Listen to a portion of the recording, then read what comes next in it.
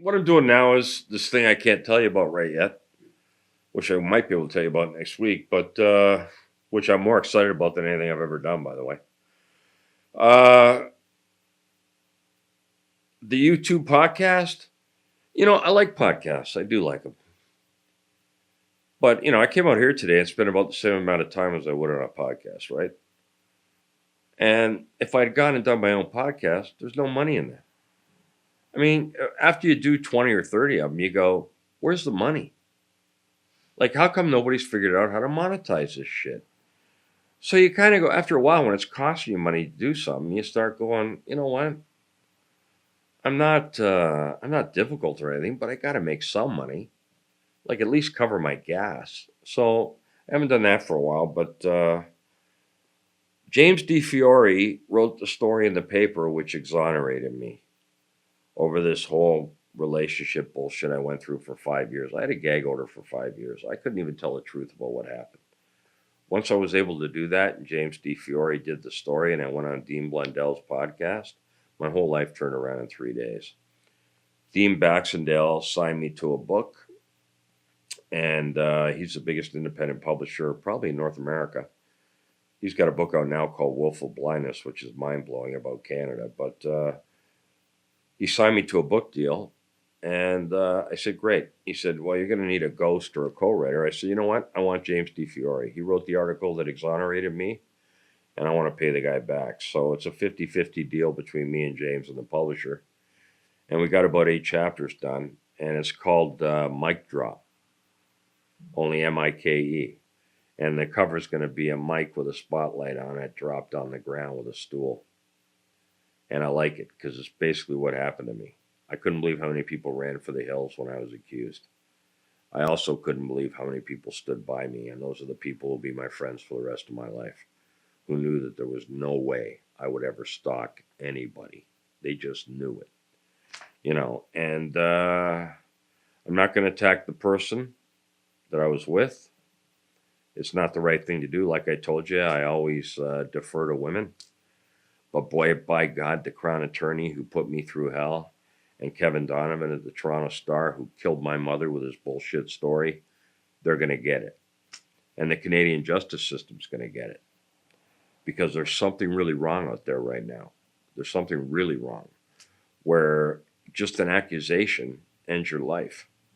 I don't know. I'm seeing all this shit going on. People not saying anything in anybody's face.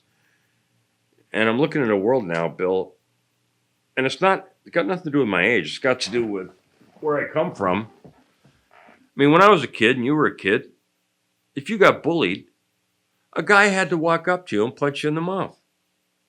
And that's when you decided if you were a man or a mouse. Now, you got people by the hundreds who are doing this to a kid, and the kid commits suicide. And at the end of the day, who fucking pays? Nobody.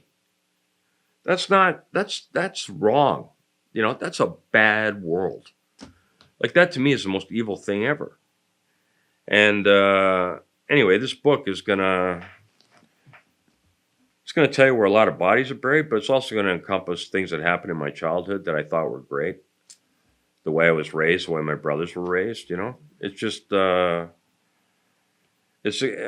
the way it's going to work. I wrote one chapter, James writes the one about the case. I write another chapter, James writes the one about the case. So it's life, case, life, case, life, case. And the other thing is, Dean Baxendale, I told him what I'm going to do to promo the book and sell it. And I talked to Mark Breslin. They're going to give me a yucks, different yucks in every city and every province every Tuesday night. I'm going to do 20 minutes of stand-up or reading from the book, and the price of admission is a book. So Dean Baxendale loved that idea because he said, there's like 300 books a club right there. He said, that's a great idea. So that's the way I'm going to do it. Yeah, there's a guy. Lenny Bruce was always a life lesson to me.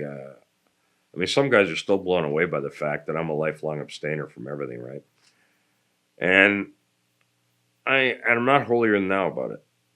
I wouldn't date a woman who didn't drink. I like it. The woman I'm with, who is 100% woman, she likes to have a martini.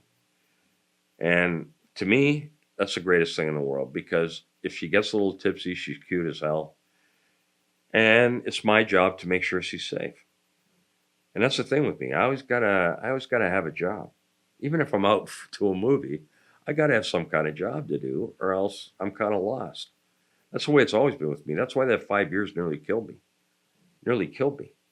Because I didn't have the luxury of a drug or alcohol problem to fall back on when things went south. So you never stooped to that. It's not even stooped. No, I mean, yeah. I hate to say that because I don't judge people for drinking. I don't judge people for doing drugs.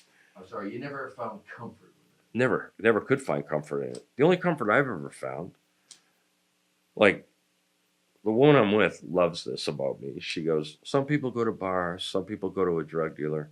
You go to matinees. And that's what I do. I mean, I go to movies. That to me is therapy. That's what I do, you know? And for the first time in my life, I went to a therapist. And I had 108 sessions with the guy. Some of it was court mandated because of this bullshit I was going through, but I stuck with the guy. And I'm glad I did it because it didn't make me a different person.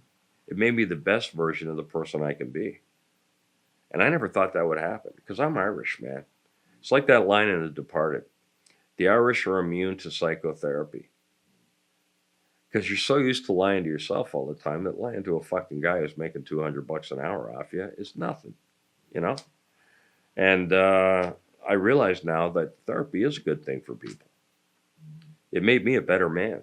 Not a better man. It made me more in tune to what I really want in life, you know? And I wouldn't be in the position I'm in right now today if I hadn't done it. So yeah, I used to just know two feelings, happiness and anger. Now I know other feelings, happiness and why I'm happy and what makes me happy. I never knew that before. I never knew what it was, you know, never knew. And now I do, and now I do, and I'm determined to stay that way. I know what makes me unhappy. I never used to know that before. But now I know what makes me unhappy. And I'm not going down that road again.